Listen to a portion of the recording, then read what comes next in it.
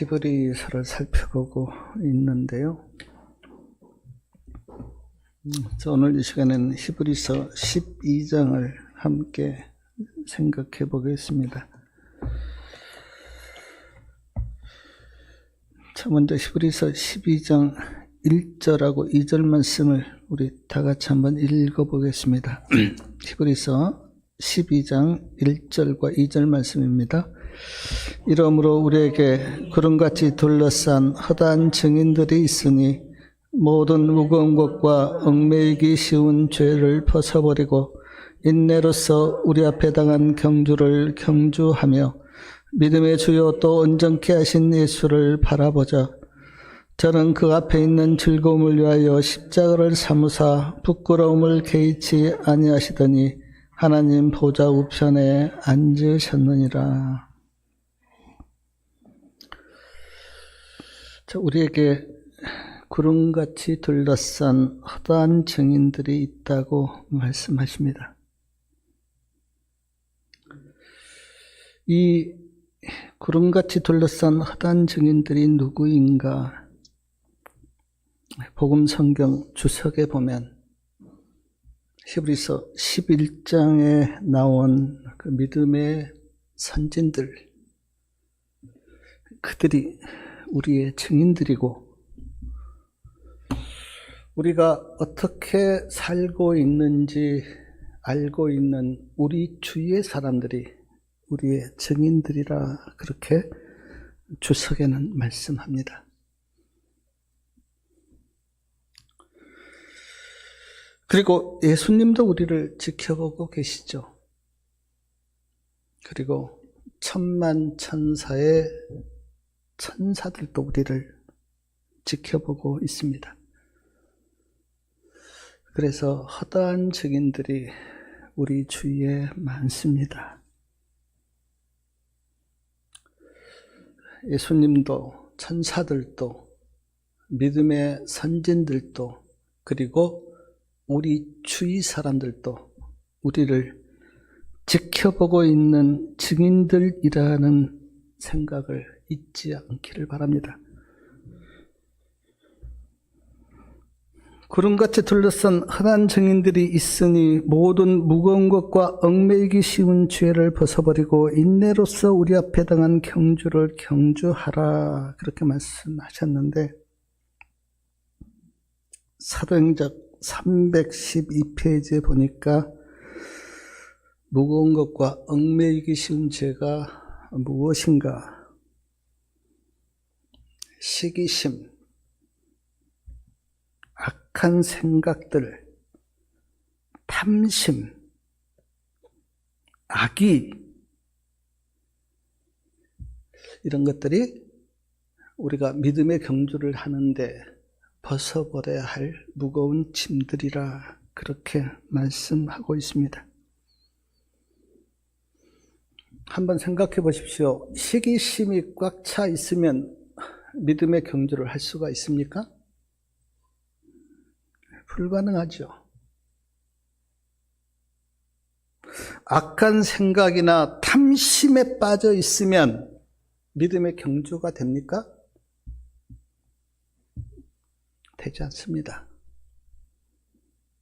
우리가 예수님을 따라서 믿음의 경주를 하려면 먼저 우리의 마음속에 탐심이나 악한 생각이나 악이나 시기심이나 이런 것들이 없어야 돼요. 이런 것들을 가지고는 믿음의 경주를 할 수가 없습니다. 불가능해요. 그래서 사도 바울은 모든 무거운 것과 얽매이기 쉬운 죄를 벗어버리고 인내로서 우리 앞에 당한 경주를 경주하라 그렇게 권면합니다. 인내가 필요하다 그렇게 말씀합니다. 오래 참는 것.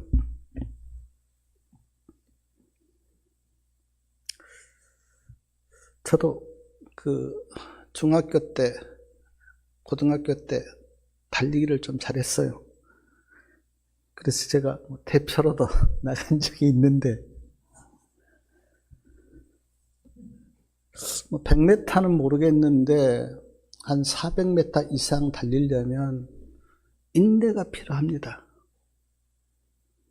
되게 힘들기 때문에 참아야 돼요.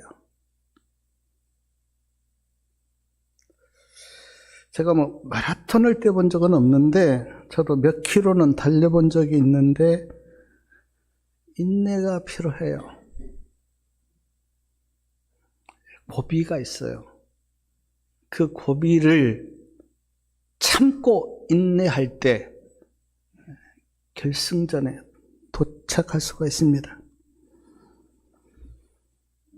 30분이나 1시간 달리는데도 인내가 필요한데 우리의 믿음의 경주는 평생을 달려야 되잖아요. 1년도 아니고 2년도 아니고 10년도 아니고 내 생명이 다하는 그때까지 우리는 믿음의 경주를 해야 합니다. 오늘도 우리가 배웠지만 한순간도 우리의 마음이나 우리의 정신을 놓을 수가 없어요. 왜냐하면 사탄의 유혹이 있고 시험이 있기 때문에. 그래서 인내가 필요합니다. 제가 보니까 참 안타깝게도 믿음의 경주를 하다가 인내하지 못해서 주저앉거나 잘못된 길로 가거나 포기해버린 사람들이 참 많습니다. 참 안타깝죠.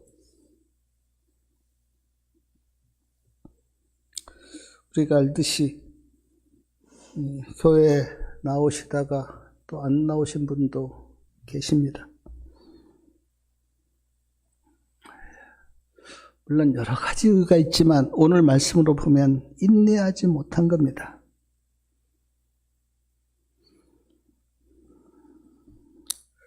저도 지금까지 오기에 참 많은 크고 작은 어려움들이 있었어요. 인내가 필요했습니다. 사랑하는 여러분, 쉽고 편하면 왜 인내하라고 하겠습니까? 그냥 가는 길이 아주 편하고 쉬우면 인내할 필요가 있겠어요. 근데 믿음의 경주를 하다 보면 때때로 고난도 있고 어려움도 있고 시험도 있고 유혹도 있기 때문에 인내가 필요합니다.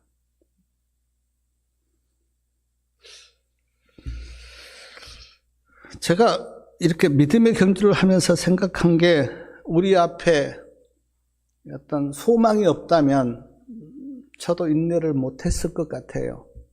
그냥 포기하고 그냥 세상 따라 살지 그런 생각을 했을 것 같은데 제가 포기하지 못한 것은 우리 앞에 소망이 있었기 때문에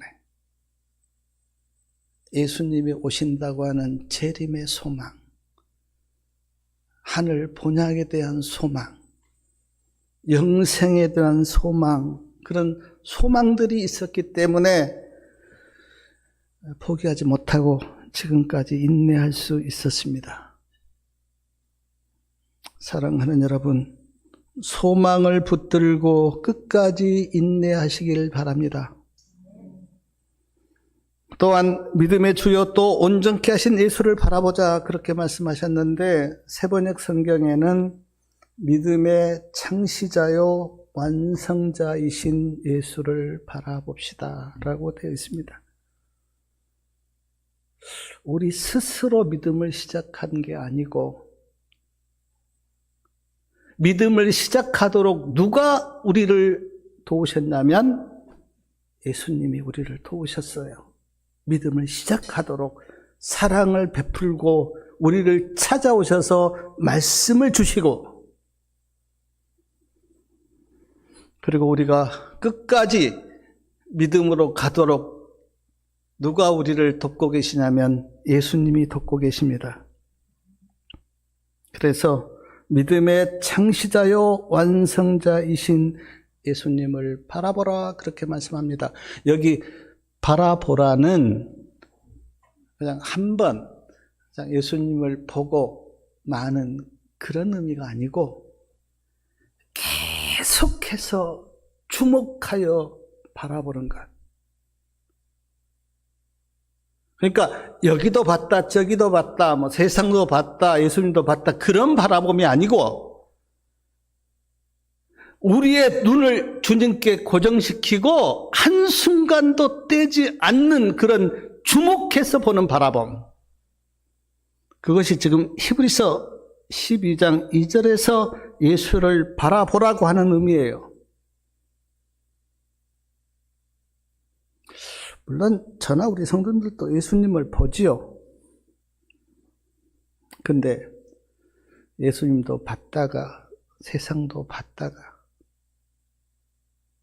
예수님도 봤다가 또 좋은 거 있으면 그것도 봤다가 그럴 경우가 많죠. 시대소망 391페이지에 보니까 믿음의 눈으로 예수님을 항상 바라봄으로써 우리는 힘을 얻게 될 것이다. 실물교훈 355페이지에는 우리는 바라봄으로써 변화된다. 큰바의 얼굴 아시잖아요. 누가 큰바의 얼굴을 가장 닮았는가? 조사해 보니까 큰바위를 날마다 바라보는 그 청년, 가장 가까이 사는 청년이 큰바위를 닮았다 그런 말이 있는데 우리도 마찬가지예요. 예수님을 얼마나 바라보았느냐에 따라서 우리의 품성이나 믿음이 달라집니다. 신앙은 다른 게 아니에요. 예수님을 바라보는 거예요. 그게 정로를 가는 신앙이에요. 물론 교회 나와서 봉사하고 또 주님의 일을 하는 것도 합당하고 필요합니다. 그러나 그러기 전에 먼저 우리는 주목하여 예수님을 바라보셔야 돼요. 그게 아니고 다른 것은 다 정로가 아니에요.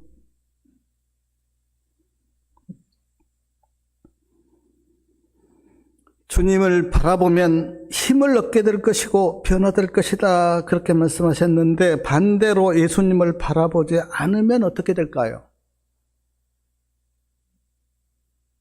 세상을 따라갈 겁니다. 그리고 잘못된 길로 갈 겁니다. 그러니까 예수님을 계속 바라보면 영적인 힘을 얻고 변화될 것이지만 예수님을 바라보지 않으면 잘못된 길로 갈 겁니다. 이거는 명확합니다.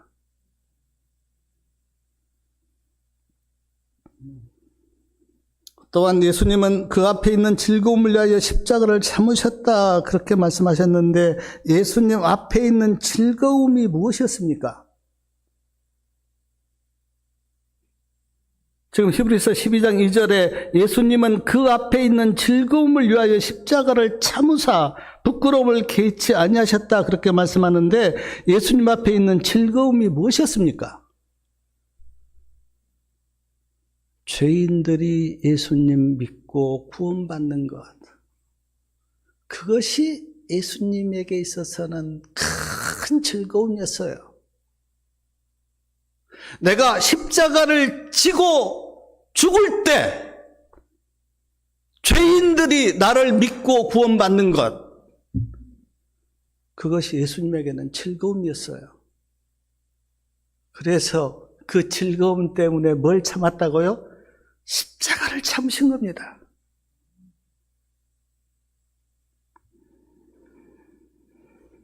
사랑하는 여러분, 십자가는 악한 죄인을 처형하는 사형틀이에요. 십자가에서 죽는 것은 인간이 처할 수 있는 가장 악한 사형틀이에요. 그래서 지금은 그걸 처형하지 않습니다. 너무 잔인하기 때문에. 그런데 예수님은 그거를 참으셨어요. 뭐 때문에? 죄인들이 예수님 믿고 구원받는 그 즐거움을 보시고 그거를 참으셨어요. 그리고 예수님이 어떻게 되셨습니까? 부활하여 하나님 보좌 우편에 앉으셨다고 말씀합니다. 우리 히브리서 12장 3절 말씀 같이 한번 읽어보겠습니다. 3절이요. 너희가 피곤하여 낙심치 않기 위하여 죄인들의 이같이 자기에게 거역한 일을 참으신 자를 생각하라. 자, 예수님을 생각하라 그렇게 말씀합니다. 쉬운 성경에는 예수님을 생각하십시오.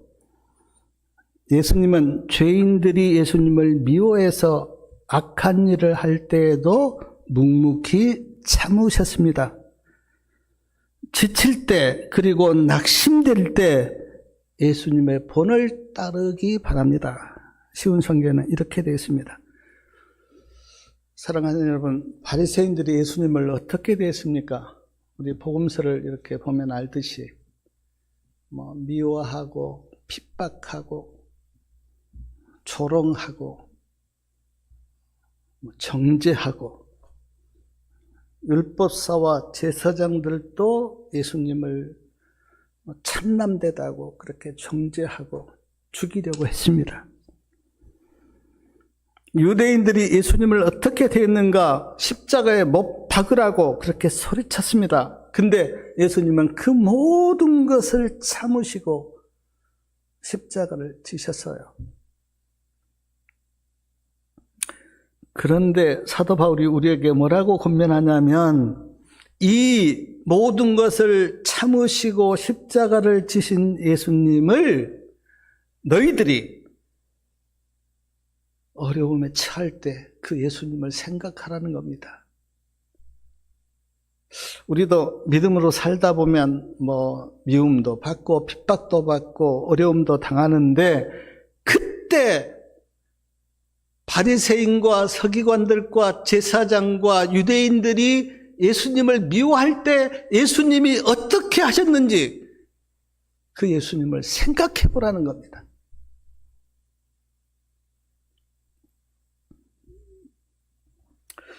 저는 설교를 쓰면서 생각해 봤어요.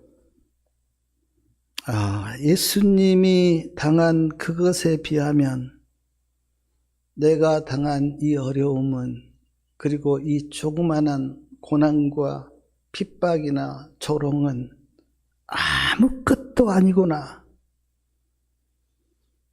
예수님을 생각하니까 그 생각이 들었습니다. 하나님이신 예수님이 이 땅에 오셔서 조롱당하시고 핍박당하시고 고난의 길을 가셨는데 거기에 비하면 내가 당한 것은 아무것도 아니구나. 그런 생각이 들었어요. 사랑하는 여러분, 저나 우리 성도님들아 다 자존심 있잖아요. 우리는 자존심 상하면 못 견디죠. 근데 그때 예수님 한번 생각해 보십시오. 얼마나 예수님은 자존심 상한 일을 많이 당한지 아십니까?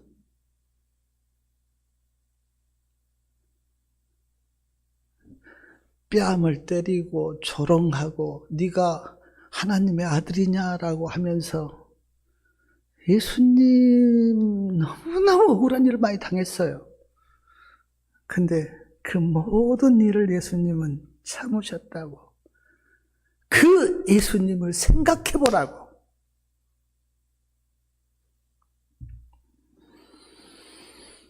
정말 예수님을 깊이 생각하는 사람은요, 내가 겪는 고난에 대해서 불평하거나 원망하지 못할 겁니다. 왜냐하면 아무것도 아니기 때문에, 예수님께 비하면. 우리가 예수님을 깊이 생각하지 못하니까 자존심도 세우고 화도 내고 짜증도 내고 원망도 하고, 그렇지 정말 예수님을 바라보고 생각하는 사람은 그렇게 못해요.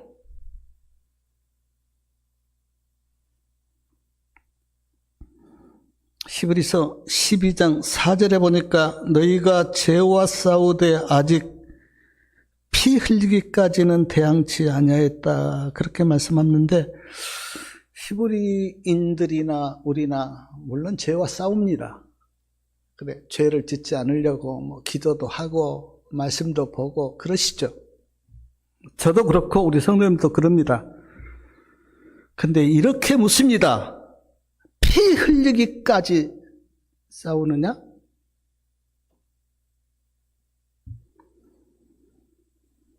여기 피 흘리기까지 싸우라고 하는 의미는 온 마음과 뜻을, 힘을 다하여 죽기까지 싸우고 있느냐, 그렇게 묻는 거예요. 우리 성도님들은 그렇습니까? 그냥 대충 하죠. 솔직히 까놓고 이야기하면 대충 하죠. 싸우다가 힘들면 타협하죠, 우리는. 적당한 선에서. 그게 지혜롭다고 생각하고 우리는 타협합니다. 손해볼 것 같으면 어떻습니까? 포기해버립니다. 피 흘리기까지 싸우지를 않아요. 왜 승리하지 못하는가? 피 흘리기까지 싸우지 않기 때문에.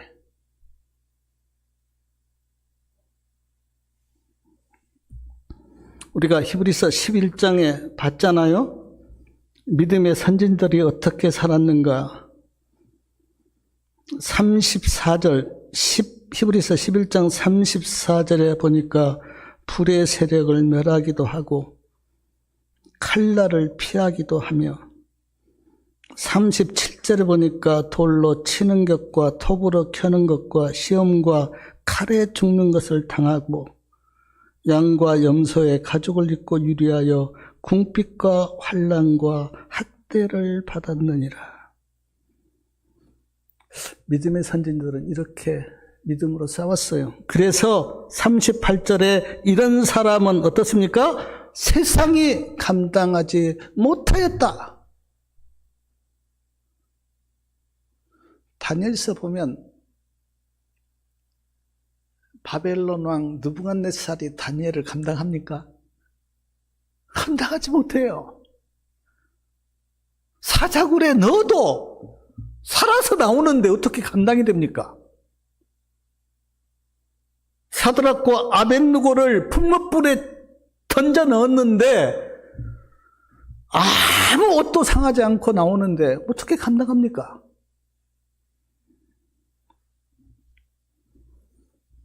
사랑하는 여러분, 우리가 목숨 내놓고 싸우면 하나님이 우리를 지켜주십니다. 피 흘리기까지 믿음으로 싸우시길 바랍니다. 히브리서 12장 5절에는 내 아들아 주의 징계하심을 가볍게 여기지 말며 꾸지람을 받을 때에 낙심하지 말라, 그렇게 말씀하시면서 우리 히브리서 12장 6절하고 7절 말씀 같이 한번 읽어보겠습니다. 히브리서 12장 6절하고 7절이요. 주께서 그 사랑하시는 자를 징계하시고 그의 받으시는 아들마다 채찍질 하시느니라 하셨으니 너희가 참음은 징계를 받기 위함이라. 하나님이 아들과 같이 너를 대우하시나니 어찌 아비가 징계하지 않는 아들이 있으리요. 징계에 대해서 말씀하십니다. 아마 히브리서를 쓸 이때에 굉장히 큰 핍박이 있었잖아요. 그래서 이 핍박 때문에 히브리인들이 많이 흔들렸는데, 그래서 지금 사도 바울이 이 징계에 대해서 말씀하고 있다. 저는 그렇게 생각이 듭니다. 사랑하는 여러분, 자녀가 잘못하면 부모는 어떻습니까? 타이르기도 하고, 또 꾸짖기도 하고, 또 징계도 합니다. 다 필요해요. 잠언에 보면 내가 필요하다, 그렇게 하나님은 말씀하십니다.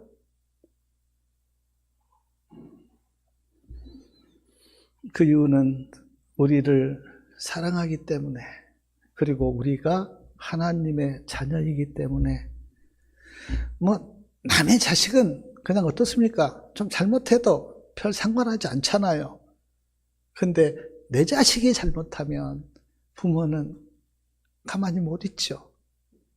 성경에 보니까 징계가 없으면 사생자요 참 아들이 아니다, 그렇게 말씀합니다.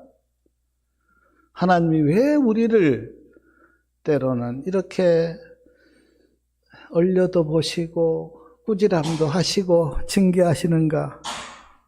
우리가 하나님의 자녀이기 때문에.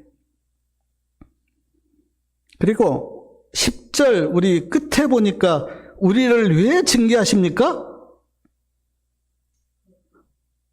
오직 하나님은 우리의 유익을 위하여 그의 거룩하심에 참여케 하시느니라. 우리 잘 되라고요. 우리 거룩한 사람 되라고, 하나님의 자녀 되라고 그렇게 우리를 징계하십니다. 그러므로 사랑하는 여러분, 혹시 우리 성도님들이 잘못해서 하나님의 징계를 받을 때 불평하거나 짜증내지 마시고 징계를 달게 받으시기 바랍니다. 그러면 평강에 11절 끝에 보니까 우리가 하나님의 징계를 달게 받으면 무슨 열매가 맺는다고요? 의의 평강한 열매를 맺는다. 저도 자식을 키워보는데 부모가 이렇게 나무랄 때 잘 듣는 자식들은 어떻습니까? 지한테 좋아요. 근데 부모의 꾸지람이나 징계를 받지 않고 자기 길로 가면 어떻습니까? 자기 손해죠. 언젠가는 후회하죠. 하나님과 우리 관계도 마찬가지예요.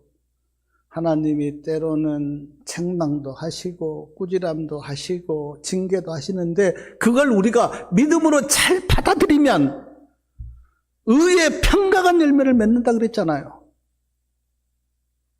근데 그거를 거절하면 어떻습니까?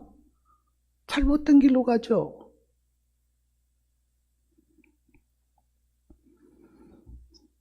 히브리서 12장 14절 말씀도 굉장히 유명한 말씀인데 우리 14절 말씀 같이 한번 읽어보겠습니다. 모든 사람으로 더불어 화평함과 거룩함을 쫓으라. 이것이 없이는 아무도 주를 보지 못하리라. 모든 사람으로 더불어 화평함과 거룩함을 쫓으라. 그렇지 않으면 어떻다고요? 예수님 만나지 못할 거다. 좀 극단적인 말씀을 하셨어요. 마태복음 5장 9절에도 화평케 하는 자는 복이 있나니 저희가 하나님의 아들이라 일컬음을 받을 것이다. 그래서 우리는 기본적으로 사람들과 잘 지내야 돼요. 그게 그리스도인의 기본이에요. 물론 성경에 보니까 사탄은 대적하라, 그런 말씀도 있어요. 그러니까 사탄하고 잘 지낼 수는 없죠. 그리고 진리를 대적하고 반대하는 사람과도 잘 지낼 수는 없습니다. 그러나 그런 경우를 제외하고는 기본적으로 사랑을 베풀고 선을 행하고 좀 너그러운 마음을 가지고 잘 지내야 돼요. 예를 들어서 예수를 믿는데 사람이 좀 까칠하다. 저는 신앙 잘하고 있다고 생각 안 됩니다. 좀 부드럽고 누구도 좀 이렇게 받아줄 수 있는 그런 넓은 마음을 가지고 내가 좀 손해봐도 그냥 사랑으로 행하는 그런 사람이 예수님을 닮은 사람이지, 바리새인처럼 막 까칠하고 막 정죄 잘하고 그거 신앙 잘하는 게 아닙니다. 왜냐하면 우리 주님, 우리가 믿는 예수님이 화평하시고 거룩하신 분이기 때문에 예수님을 닮으라 그랬잖아요. 우리 주님이 그 3년 반 동안 생애하면서 까칠했습니까? 얼마나 넓은 마음으로 사람들을 포옹하고 죄인들하고 함께 먹고 마시고, 막달라 마리아가 죄를 졌을 때 나도 너를 정죄하지 않으니 그렇게 말씀하시면서 다시는 죄를 짓지 말라 그렇게 말씀하신 그 주님을 본받으면 우리가 까칠할 수가 없잖아요.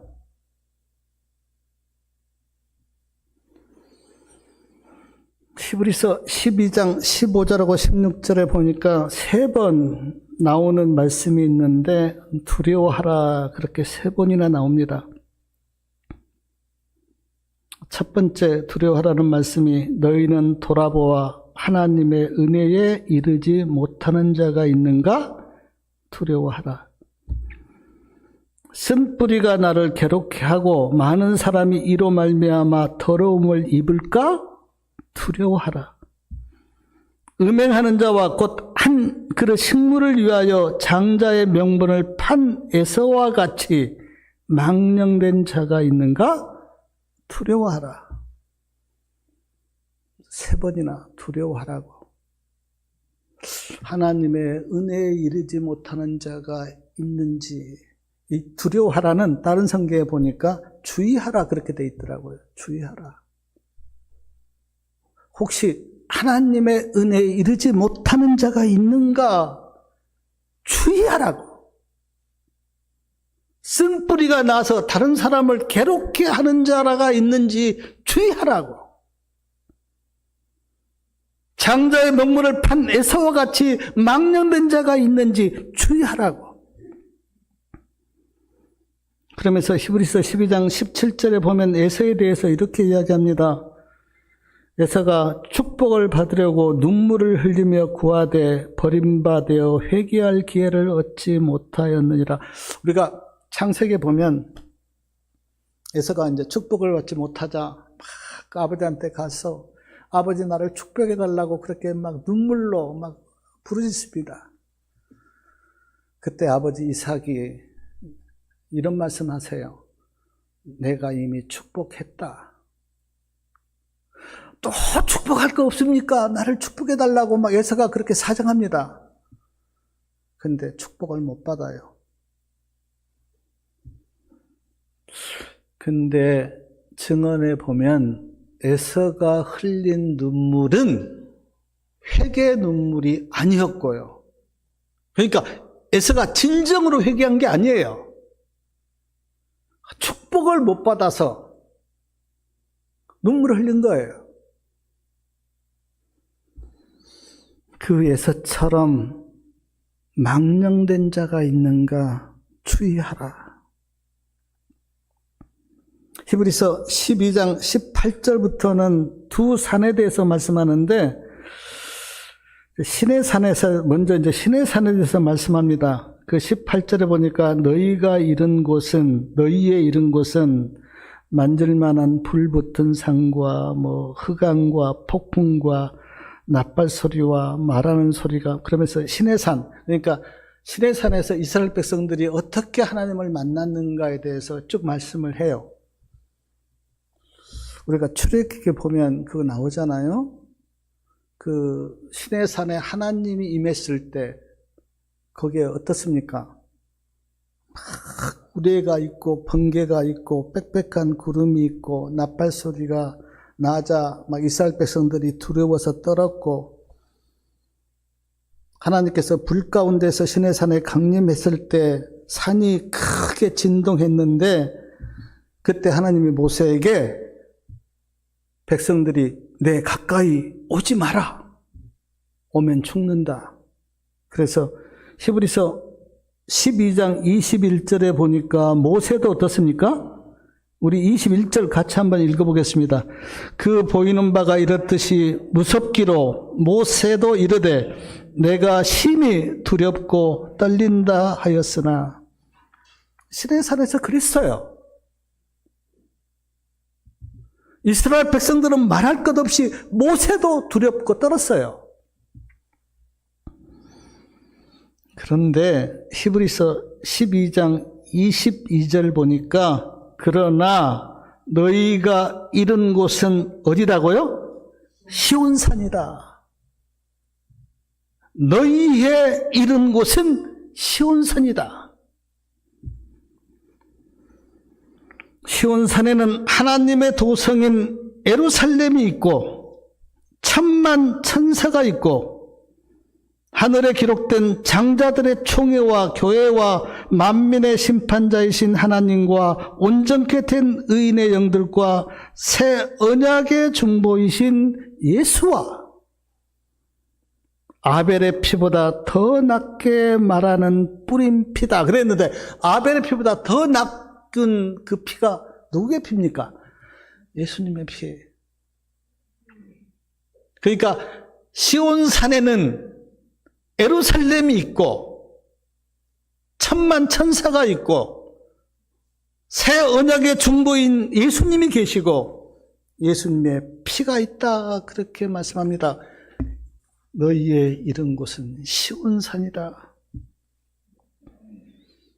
시내산에서는요, 이스라엘 백성들이 옛 언약을 맺었어요. 우리가 율법을 지키겠습니다라고 옛 언약을 맺었어요. 그래서 시내산은 옛 언약을 표상합니다. 근데 시온산은 새 언약을 표상합니다. 우리가 히브리서 1장부터 지금까지 봤듯이 계속 새 언약에 대해서 말씀했어요. 너희는 옛 언약 아래 있지 않고 새 언약 아래 있다. 그런데 사도 바울이 히브리인들에게 너희가 옛날 이른 곳은 시내산이었지만 그러나 너희가 이른 곳은 시온산이다, 그렇게 말씀합니다.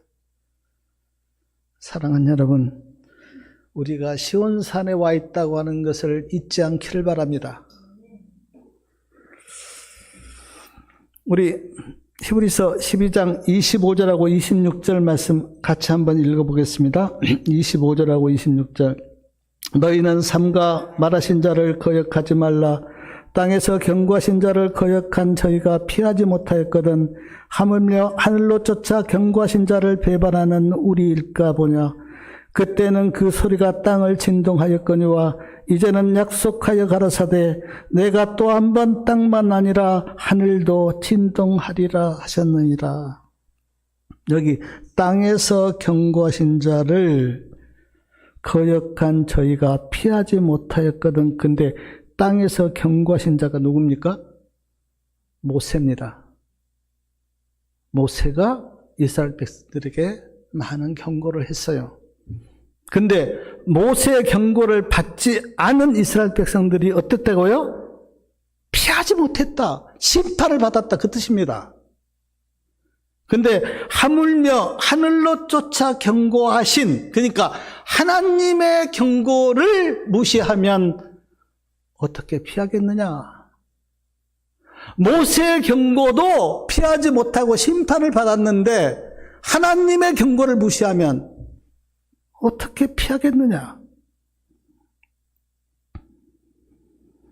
26절에 그때는 그 소리가 땅을 진동하였다. 그 시내산에 하나님이 임할 때 땅이 진동했습니다. 근데 내가 또 한 번 땅만 아니라 하늘도 진동하리라, 그렇게 말씀하셨는데 예수님이 재림하실 때는 어떻습니까?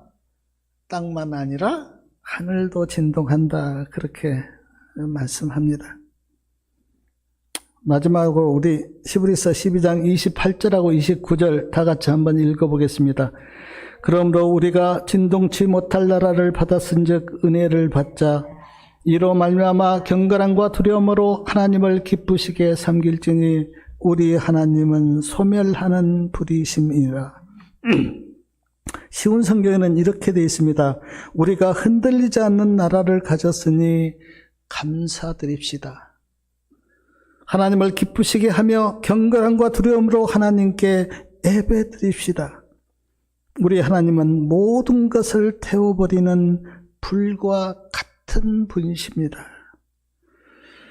흔들리지 않는 나라를 받았다 그렇게 말씀하는데, 사랑하는 여러분, 요즘 보니까 온 세상이 다 흔들려요. 안정된 곳이 없습니다. 평안한 곳이 없어요. 오직 한 나라, 예수님의 나라는 흔들리지 않습니다. 반석 대신 그 주님의 나라는 흔들리지 않아요.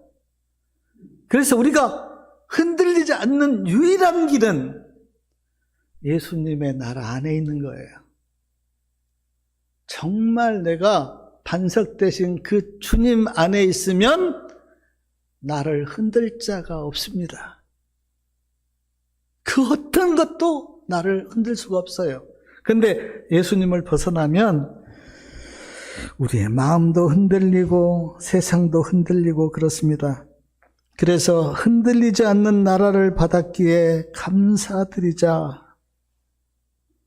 하나님을 기쁘시게 하며 경건함과 두려움으로 하나님께 예배드리자 그렇게 말씀합니다. 그리고 마지막에 우리 하나님은 소멸하는 불이라 그렇게 말씀하셨는데, 하나님은 소멸하는 불이세요. 근데 하나님이 그냥 불로 소멸하니까 두려워하지 마시고요. 제가 그 하나님을 믿고 이렇게 보니까 하나님은 소멸하신 불이신데, 우리에게 필요한 것 그리고 좋은 것은 소멸하지 않으세요. 믿음이나 사랑이나 은혜나 이런 것은 소멸하지 않으세요. 하나님이 무엇을 소멸하는가? 안 좋은 것, 죄,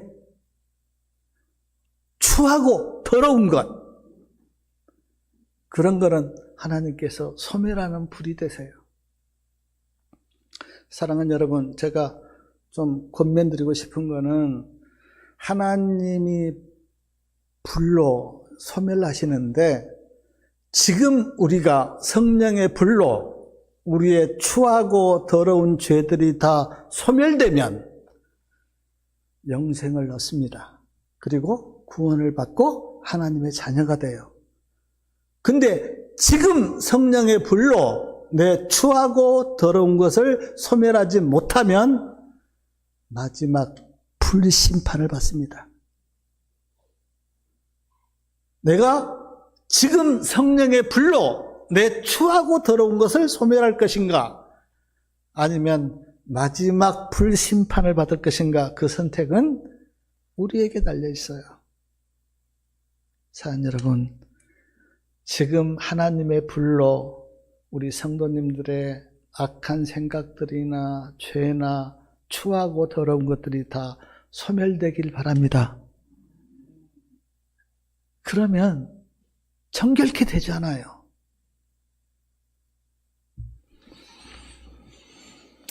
말씀을 마치면서 히브리서 12장에 나온 우리가 봤던 예수님을 뭐 하자고요? 바라봅시다. 그리고 예수님을 생각합시다. 의의 열매를 맺게 하는 하나님의 징계를 믿음으로 받읍시다. 할 수 있는 모든 사랑과 더불어 화평함과 거룩함을 쫓읍시다. 우리는 어디에 있다고요? 시온산에 있다고 말씀합니다. 우리는 진동치 않을 나라를 받았다고 말씀하고, 하나님은 죄를 소멸하는 불이라고 그렇게 말씀하십니다. 히브리서 12장 말씀을 마음에 좀 깊이 새기시고 우리 성도님들 다 믿음의 경주를 끝까지 하시고 또 우리 하나님 안에서 거룩한 성도들이 되시길 바라면서 말씀을 마치겠습니다.